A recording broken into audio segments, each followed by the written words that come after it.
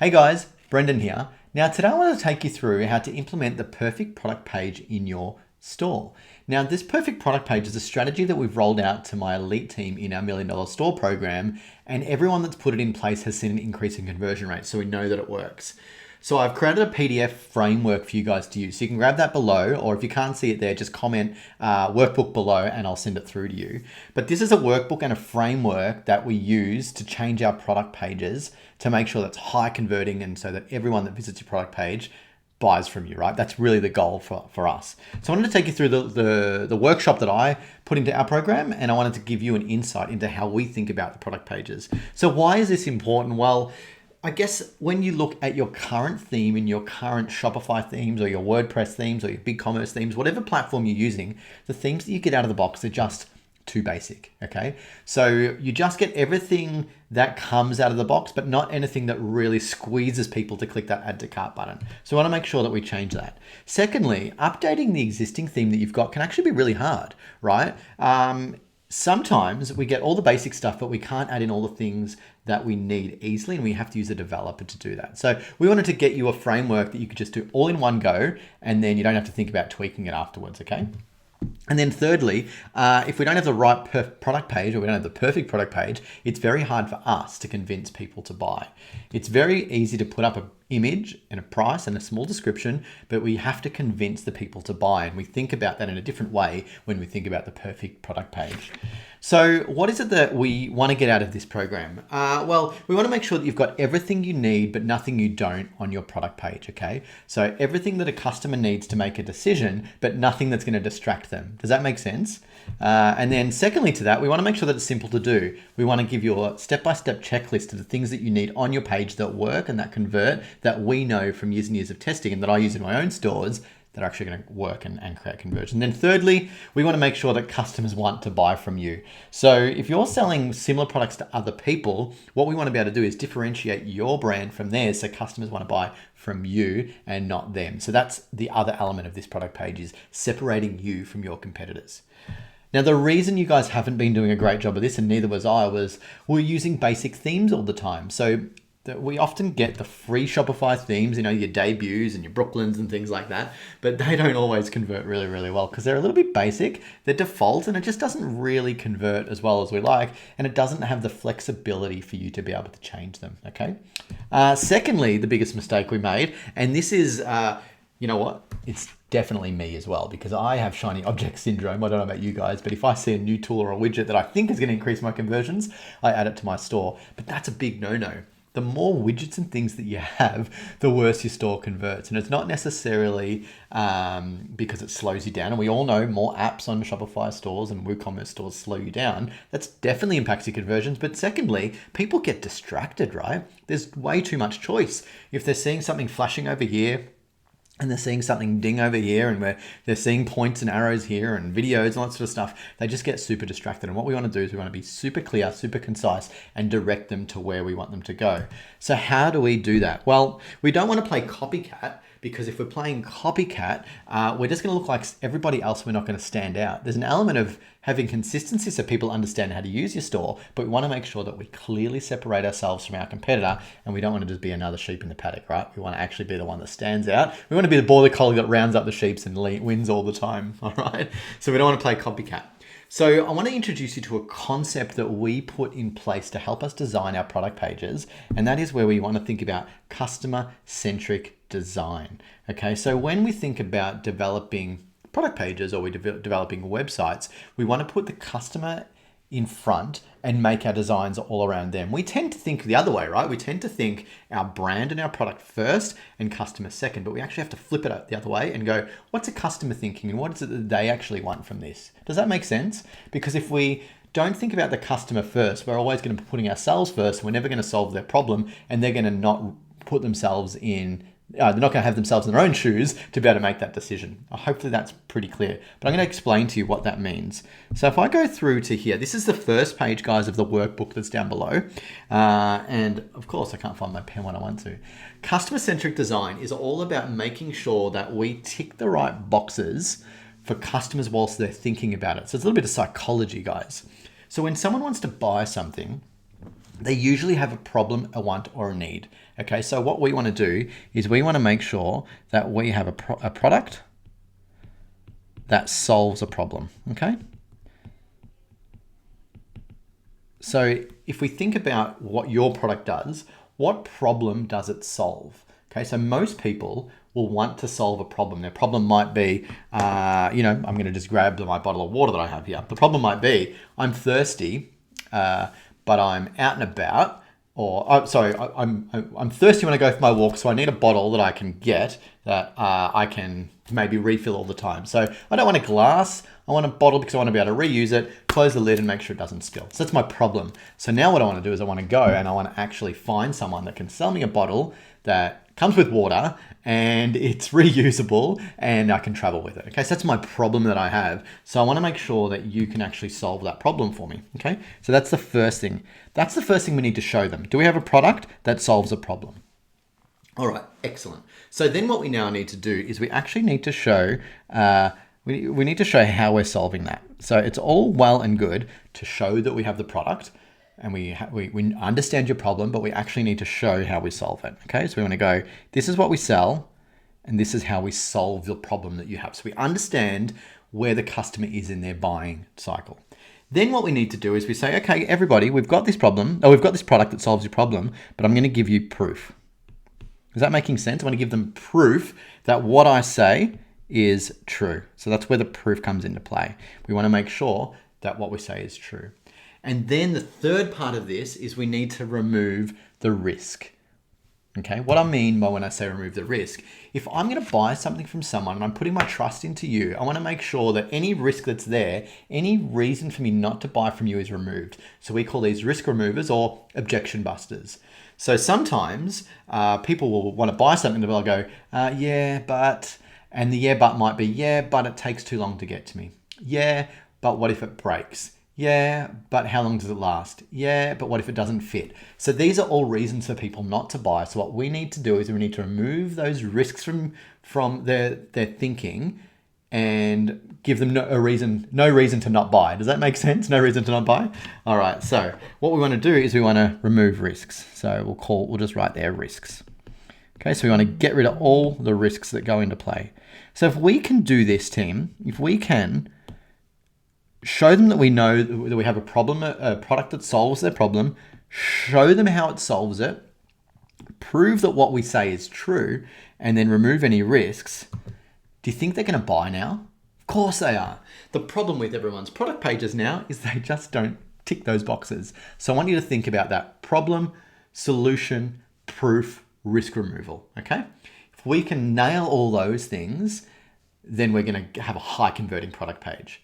Now, luckily for you, I've already designed one of those for you. So that's where we're going to go into now. And I'm going to take you through every little section of this product page and why I've designed it the way we have, and making sure that you have all the key elements to have a high converting page.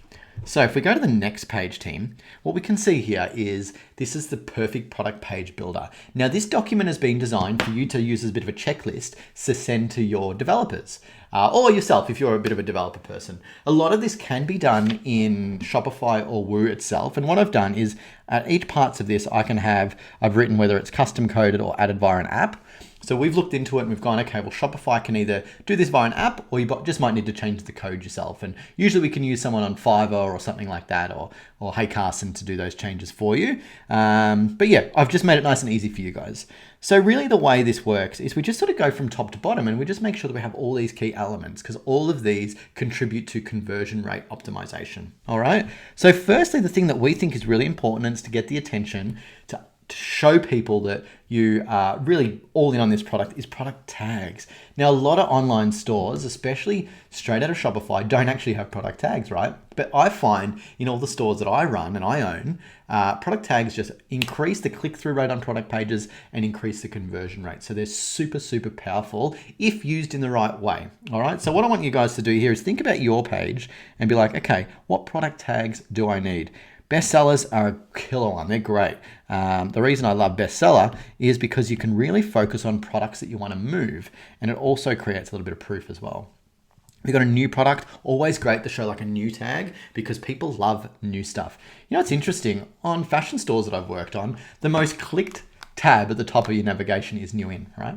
So if you're on a fashion brand or you have new in products, new in is always what it is, because a lot of people want the latest stuff. They don't always want the cheapest stuff. They want the latest or the best selling. So we want to make sure we call that out. New, best selling. See, there's a reason I put that there. And then we've got this other one here, which is limited edition, or we could use this for like a buy three for the price of 2. We could use it for like, last chance, all those sorts of things. So we just want to call out all these little nice little ways of sort of emphasizing why your product is awesome. Cool. So here we've just created a little checklist that you can hand out or fill out to give to your developer to add them in there, and the way you want them styled and the way you want them to look, and maybe some of the words you want to put in there. Okay. The second thing, which I believe is personally actually the most important thing, is your images. So if you think the only way that someone can make a decision on your purchase and how it looks is with your imagery. Amazon once did a study and they said that you need at least 5 images to increase your conversion rates. Anything less than 5 and your product is not going to convert as well. So I want you to think about, how can I get 5 images of my product on my product page? What I've done for you here is I've given you some examples of the things that you can take. All right, so we should take a front photo of the product, a back photo, a side, a detail shot, so a close-up of the product, another detail shot, a different close-up of the product, and then maybe even something in use to make sure so people can see how it's being used, they can see the scale of it, they can see all those sorts of things. Now, if you can do it, and this is gonna crush, we want you to do a product video, okay? Product videos are amazing when it comes to high-converting product pages. All right, team, so we go down the next page and we can see here we've got things like product reviews and product options. So things that we want are star ratings, and a really nice one to have is review text, which I'm seeing working really, really well, which is like a little testimonial. But here we've got reviews and then like a little bit of review text, always a good one. And that can be custom coded, or we can add that via an app as well. And then we've got your normal product options, which is like, size, color swatches, variations, and images changing on tap. So we want to make sure that when we're actually working through this, that it actually gives the customer everything that they need to know, right down to colors and little size guides, everything like that. You'd actually be surprised at how many people forget to put a size guide on, and that is one of the biggest killers of conversion rate, especially for like a fashion store, is size guides. So make sure you got your size guide. All right, next up, guys, another bit of the checklist is product pricing. So things that are super important, which we tend to forget about. We want to make sure the main price is in bold. Make sure it's bold, guys. And then your strike through price, please put that on there, but it doesn't need to be bold, but it should be next to it so people can see the saving there. And then obviously if you've got buy now, pay later, I've written there one line only. I don't know about you, but every time I look at someone who has like 5 or 6 different buy now, pay later services, especially like if we look at our Australian stores, what have you got? Afterpay, ZipPay, Hum, Klarna, Lay-Buy. There's 5 already. So imagine you had a different line for each one. That's just going to block your product page out heaps. Don't do that. What we recommend is a single line that just says buy now, pay later in installments of XYZ, and then have all the little icons for each of the little brands, just like that. Okay. Cool. So now we move into your objection busters. Now this is the part that's really important. So if you think about it, we've now showed the product we sell, we've showed the product images, and we're proving that the product does what it says it does. We're solving the problem by showing all the product images. We're proving them by giving reviews in place now. So now what we need to do is just give a risk removal. So we need to remove any risk from someone's purchase, and we need it to be right at the spot where people need to make that purchase decision. So it needs to be where they take that action. All right, because we want them to take the action and have all the risk removed at the same time. So if we look here, we've got some guarantee risk remover, right? We like to put that under the add to cart button, and we can see these are some of the ideas. So something like 100-day money back guarantee. Imagine that removes the risk pretty quickly. If I don't like it, I can send it back to you. Money back guarantee, no problem. Then we look at the next section.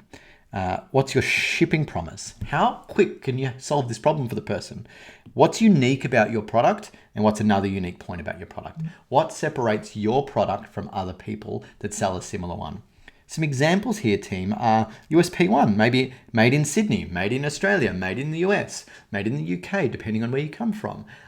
Could be sustainable. Here we've got organic and sustainable. So we want to have things that make you stand out from everyone else, so that, okay, great, I know how quick I'm going to get it. I know there's a guarantee on it.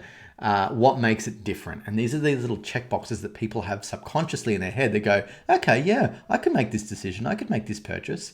And then obviously we want to have a shipping message in there. Things like dispatch time, delivery cost, how long is it going to take to get there? So I love if you've got free shipping, we can just have free shipping. People know free shipping on all orders, free shipping nationwide, worldwide, or flat rate shipping, $5, or dispatched in under 24 hours. So reasons for people to go, okay, if I buy this now, not only do I know that if something breaks, I get my money back. Not only do I know that it's local or your other USP, I also know that I'm going to get it. It's going to leave the warehouse within 24 hours, or I'm going to get it in 3 to 5 days, and I'm only going to spend $0 or $5 or $10 on shipping. Do you see what's happening there? We're removing all the objections that people have. Now, the reason we put it here is a lot of people actually put this on another page and it takes them away from the product page. But we need to be able to sell that product, remove that risk right here. Yeah? All making sense? Cool. All right, so let's go down this a little bit now. Now, we also implemented in our elite team something called the product description framework. And that's really important because it really sells the sizzle of the product and the problem that it solves.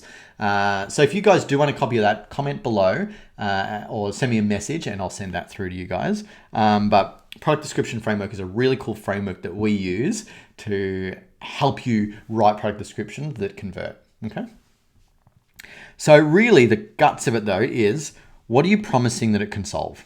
Okay, so what is your product doing and what problem does it solve? We need it to be clear as day right at the top here because it's the first thing that people read. And then we go into dot points and we go, okay, what's the benefit of your product? And then what are some of the features? Don't do features first, do benefits first. Okay, if we think about features, they're things like, let's bring this bottle up again. They're things, let's see if I can make this focus. I can't make it focus. That's really hard. Things like the bottle lid. This is a feature. Bottle lid is plastic, clear labels, things like that. They're features. People don't really care about features until they know the benefits. So what the benefits are is easy to open, pop lid, lightweight, so you can carry it around, holds up to 500 mils, 750 mils of water, easy sealable cap. They're benefits. And then we can go into the features, which is made from fully recyclable plastic. It's not a benefit, it's a feature. Made from, uses high quality material on the cap. Things like that, okay? So they're benefits first. What does it solve? And then what do they get? Hopefully that's making sense. Is that all making sense? Awesome. All right, cool. So let me jump into this again. So that's the product description. And then if we move down a little bit, we've just basically got, guys, now just a little checklist of things that are really important to have. And these are like the supporting elements. I like to think of these elements as being the back of the pack. So if I picked up a product and I really like it, let's look at the back of the pack and find the supporting information on what's happening over here. So in this instance, it's got ingredients, it's got all those sorts of things. So in your product, what's your back of the pack? And I want you to think about that. What's the size guide? Shipping message is more detail about that shipping. So when people want to know where it ships from, the costs and things like that, but we want to collapse all these into accordions. And the reason we do that is because we don't want to distract people, but we want to have it there if people need to explore more. Okay, so if we have it all on one page, it becomes distracting and overwhelming. But if we hide it behind accordion bars, then when people are ready for it, they can actually consume it. But if they're not ready for it, they're not going to click it, and that's okay because we've given them all the information they need to make a decision at the top. This just helps support that decision. Is that making sense? Cool. So things like, size guide, shipping message, returns and warranty, frequently asked questions, and support. And these are all the things that help support the purchase. And then team, we definitely need our proof, which is our product reviews. So we talk about the proof up here, which is this, these stars here and this here, but we want to amplify that by offering it down here at the bottom and having more and more product reviews. If you can have images here, definitely have images. If you can't, that's okay. But any type of review here is beautiful. And I would encourage to get as many reviews as possible. Then we talk about more supporting information such as social proof. These are things like user-generated content from social media, other people using it, how it's being used, really, really good. And then other supporting info is just really nice ways to try and continue to sell the benefits of your product. So things like videos in use, any related blog content, do you have any instruction manuals, some additional details around the USP. So you might talk about, the sustainability piece, or where it's made, or the local manufacturer, things like what's in the box, and then common uses. So what you're doing here is the first half of the page, so above the scroll, we're showing the product, how it solves the problem. Then we're removing any objections and any risks. And then what we're doing is we're just starting to support what we've said at the top with some additional information. So as people scroll down the page, the information is still important, but it's not as important. All right. What that just does is it continues to reiterate the points that you've made above. All right. So guys, that's the perfect product page. And I'd really love you guys to try and roll out at least some of these features onto your store to see whether or not it does increase your conversion rate. Our goal is for it to increase our add to carts, okay? Which then should ideally increase your overall conversion rates. But really, these sort of product pages are all about squeezing people into that add to cart button, removing any objections and solving a problem for them. I really hope you found this useful. If you did, comment below about what you found most useful about it. And I'd really love your feedback on whether or not you've implemented it and how it's worked for you. Hopefully you found this training useful, team. Over and out.